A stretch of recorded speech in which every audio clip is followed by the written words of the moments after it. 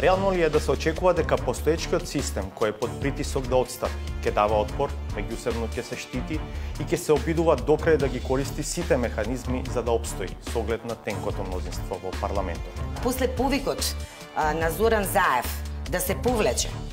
и фактот дека тоа не се случи, мислам дека господинот Зврлевски рачуна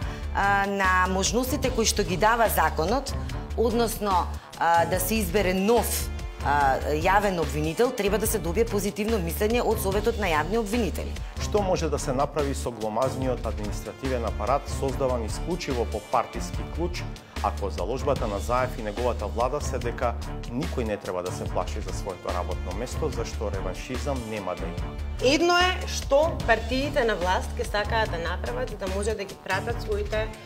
пораки кон нивните гласачи, без разлика дали се во јавната администрација или се надвор од неа. Во јавната администрација, велиме, не знаеме колку, јас би оперирала со бројка над 160.000, во секој случај можда се и 200.000. Што правиме со остатокот на населението, кое што допринесува таа јавна администрација да се плаќа? Во редот на прашањата што меѓу првите ќе се наметнат е и организирањето на локалните избори во октомври и пред се, со каков избирачки список ќе се оди на гласање?